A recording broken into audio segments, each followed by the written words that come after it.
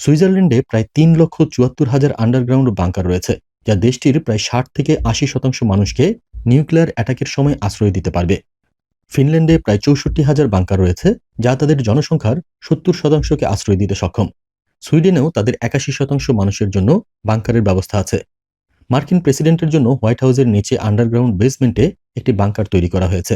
এটি এমনভাবে তৈরি করা হয়েছে যে ভবিষ্যতে যদি দেশগুলোর মধ্যে নিউক্লিয়ার যুদ্ধ হয় এবং মানবজাতি ধ্বংস হয়ে যায়, তারপরেও এই বাংকারটি অক্ষত থাকবে। সম্প্রতি পাওয়া কিছু তথ্য অনুযায়ী ভারতের কাছেও বেশ কিছু গোপন বাংকার রয়েছে। দিল্লিতে ২টি গুপ্ত স্থানে বাংকার রয়েছে, যেগুলো শুধুমাত্র দেশের প্রধানমন্ত্রী ও বড় রাজনীতিবিদদের জন্য তৈরি করা হয়েছে। এছাড়া গত ৫-৬ বছরে জম্মু ও কাশ্মীরের পুঞ্চ ও কাঠুয়া এলাকাগুলোতে প্রায় ৫,৫০০ বাংকার তৈরি করা হয়েছে, যার মধ্যে বেশিরভাগই মিলিটারি বাংকার এবং প্রায় ২,০০০ সিভিলিয়ান বাংকার রয়েছে। তবে ভারতের ১৪০ কোটি জনসংখ্যার তুলনায় এই বাংকারের সংখ্যা খুবই কম।